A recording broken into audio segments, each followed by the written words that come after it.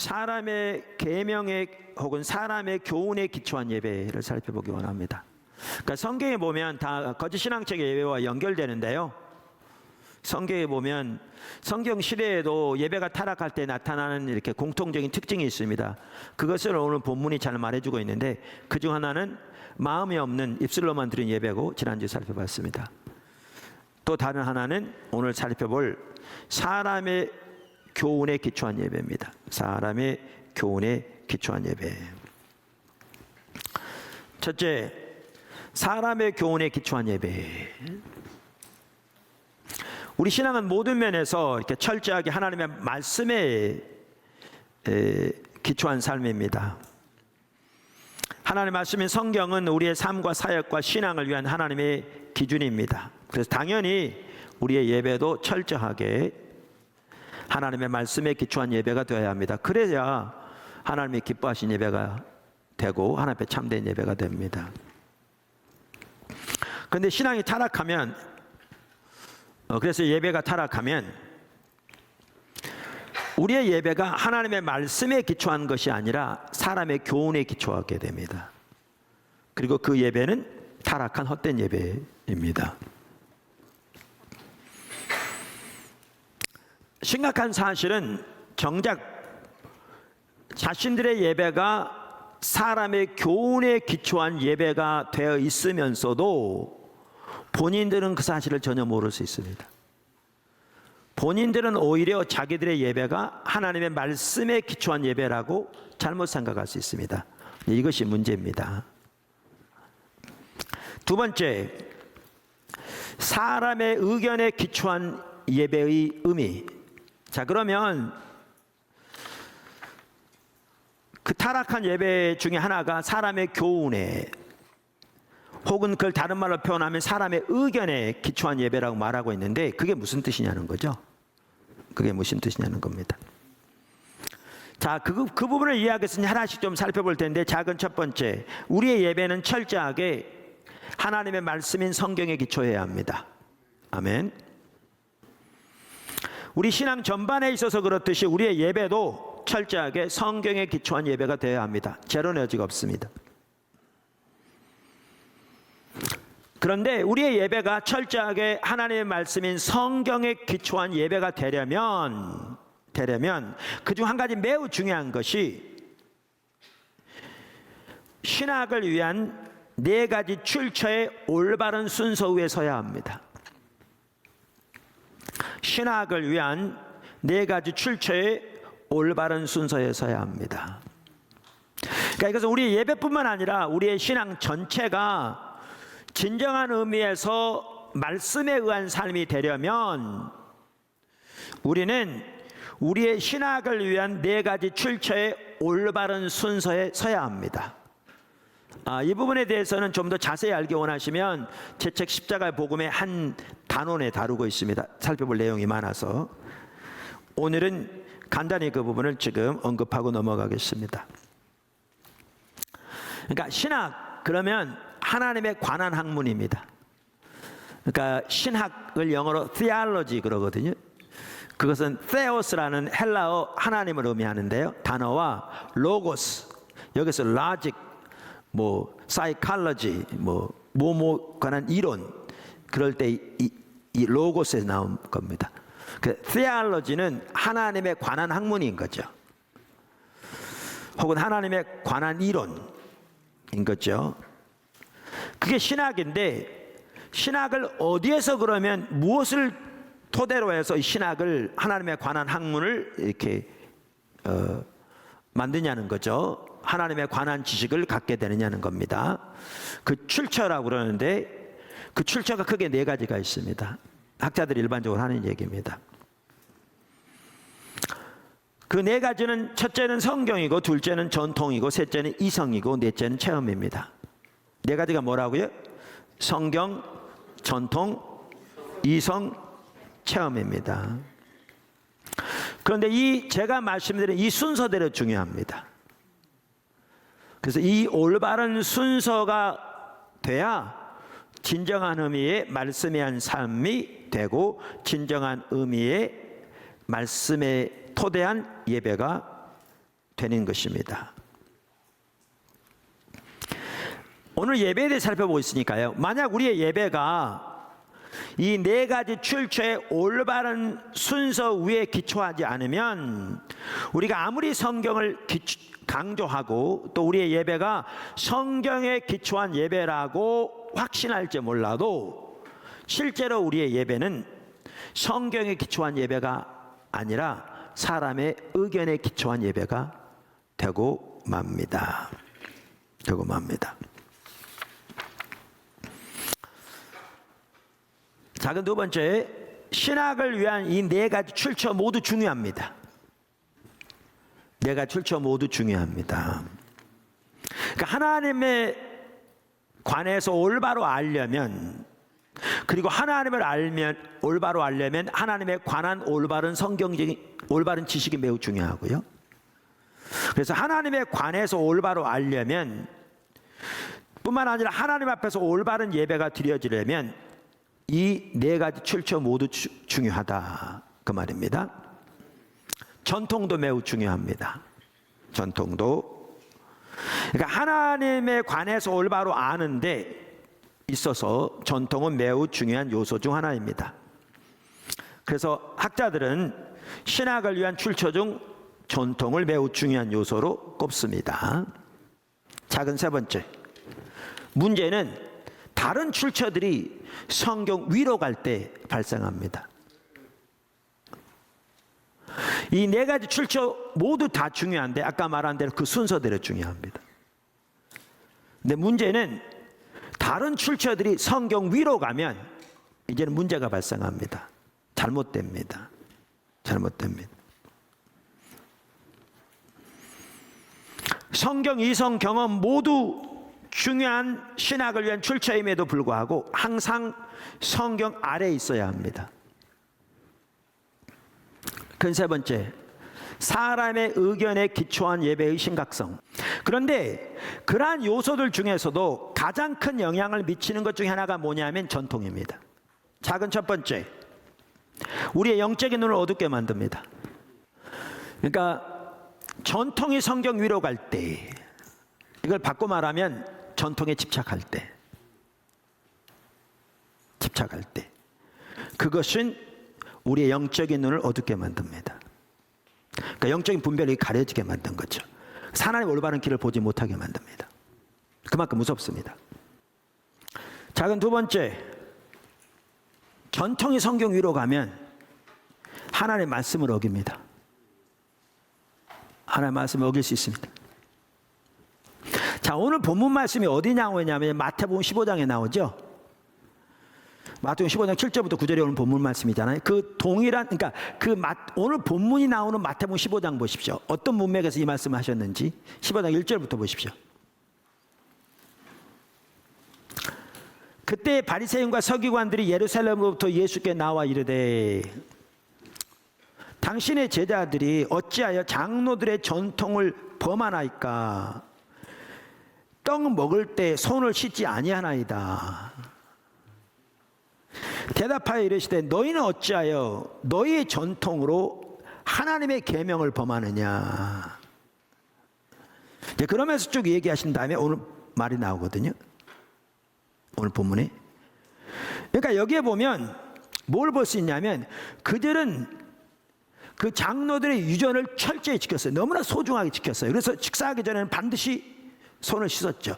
이거 의식적인 손 씻는 거죠. 그러니까 그들은 어떤 이해를 가지고 있었냐면 이렇게 해야 자기들이 정결하다고 믿는 거고 이렇게 하지 않을 때 부정하게 된다고 믿는 거죠. 그러니까 하나님 앞에서 올바른 예배, 하나님이 기뻐하신 예배, 정결한 예배를 드리기 위해서 이런 것을 소중히 여긴 거죠. 이해되세요? 그랬는데 예수님이 이걸 두고 뭐라고 그러셨냐? 오늘 본문 말씀인 거죠. 외식하는 자들이라고 그러면서 입술로는 나를 공경하되 마음은 멀다. 사람의 계명으로 교훈을 삼아 가르치니 날 헛되이 경배한다. 이 예배가 사람의 교훈에 기초한 것이고 헛된 예배라. 그 말씀인 거죠. 세 번째, 작은 세 번째, 하나님의 성령을 대적할 수 있습니다. 이게 무서운 겁니다. 어떻게 보면 가장 무서운 것 중에 하나입니다. 전통에 대한 집착은 말씀드렸잖아요. 전통 자체가 나쁜 게 아닙니다. 전통은 중립입니다. 그 자체.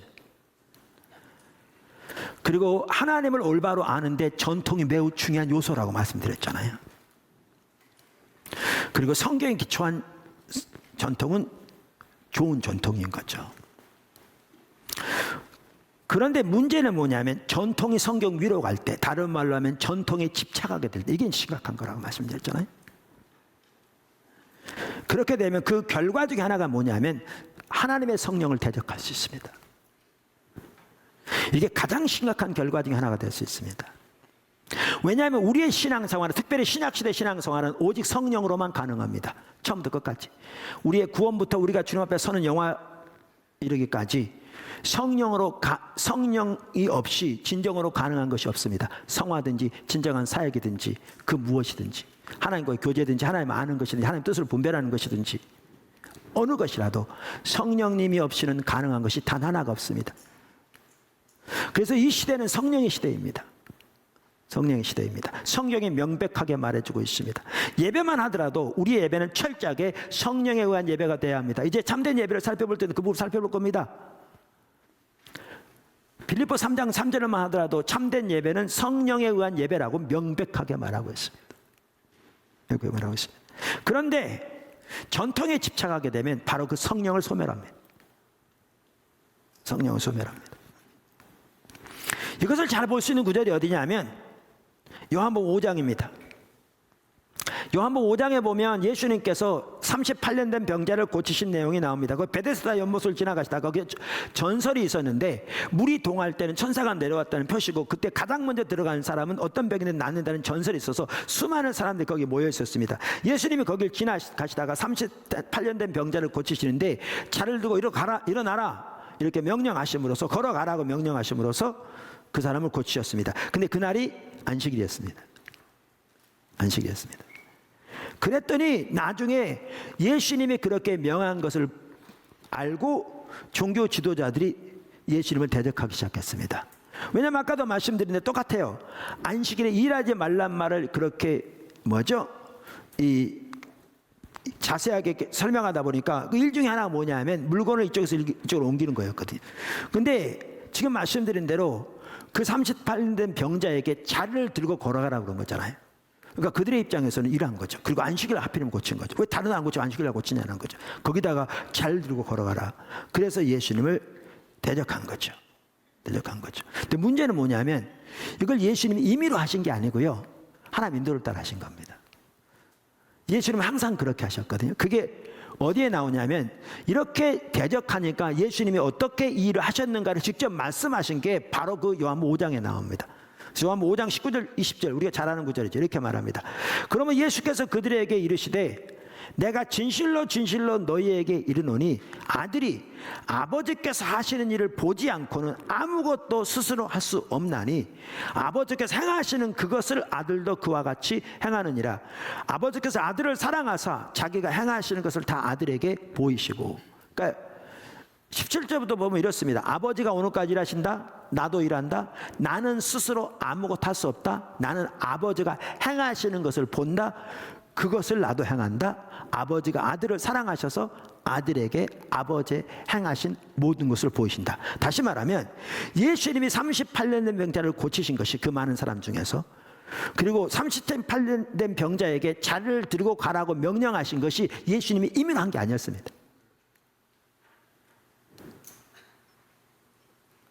예수님이 아버지 하나님과의 관계에서 하나님이 예수님에게 보이신 대로 하신 겁니다. 말씀하신 대로 하신 겁니다. 하나님의 인도를 따라 하신 겁니다. 다시 말하면 성령의 인도를 따라 하는 겁니다.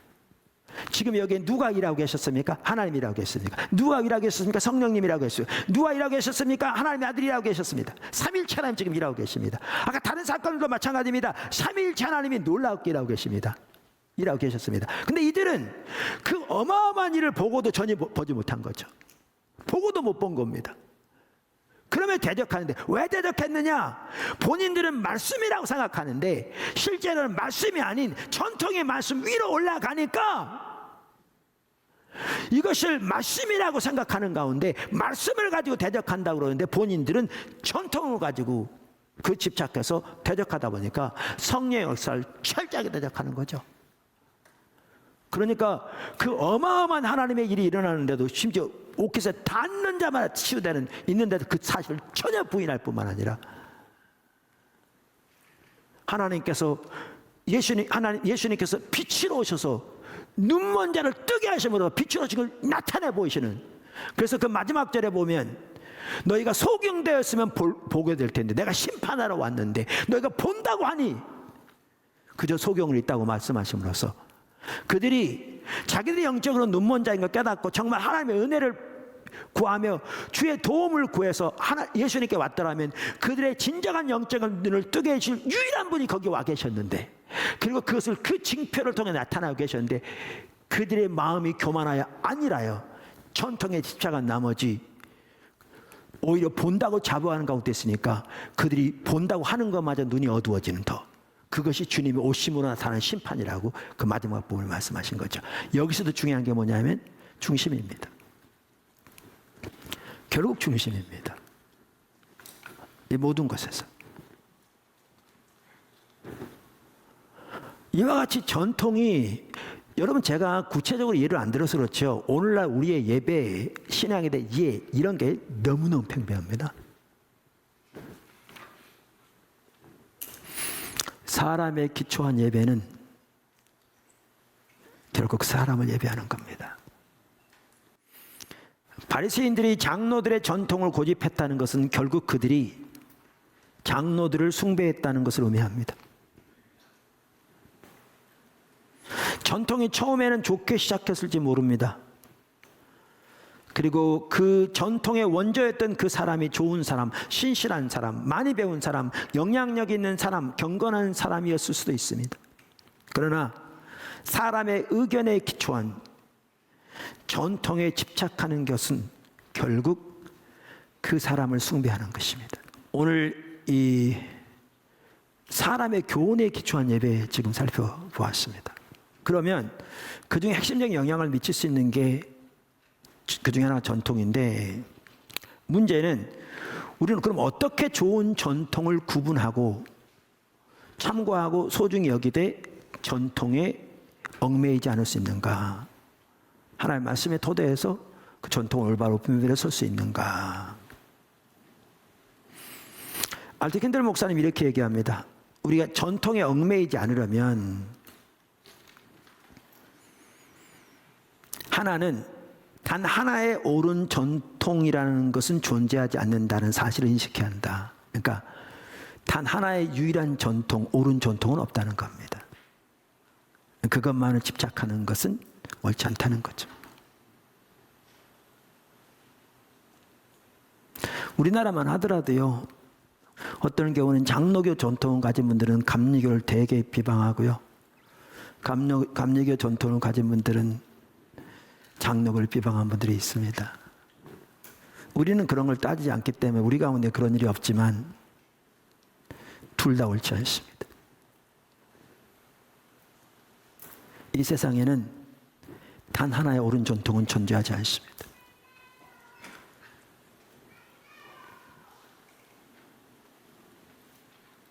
또 하나는 아무리 옳은 전통이라 할지라도 전통을 옹호하는 것이 우리에게 어떠한 영성도 가져다주지 않는다는 사실을 인식해야 한다고 말합니다.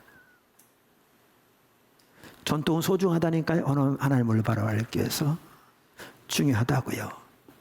문제는 특정한 전통을 옹호하는 것이 우리를 영적으로 성숙하게 만든 것은 아닙니다.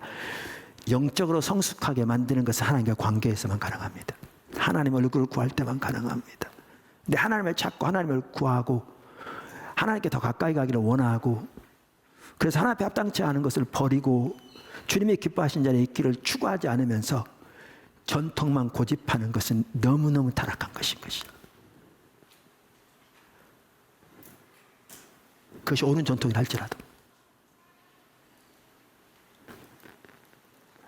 그래서 우리는 전통을 옹호하는 것이 우리에게 어떤 영성도 가져다 주지 않는다는 사실을 인식해야 합니다. 그러면서 알트 캔들 목사님은 올바른 전통을 분별하는 방법을 몇 가지 간략하게 요약합니다. 뭐가 옳은 전통인지 참고할 만합니다. 첫째, 그 전통이 사랑을 증진시키는가? 바리새인들의 율법적인 자세는 사랑을 증진시키지 않았습니다.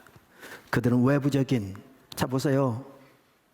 38년 된 병자가 자유롭게 됐습니다. 그 사람을 생각해 보세요. 그 가족을 생각해 보세요.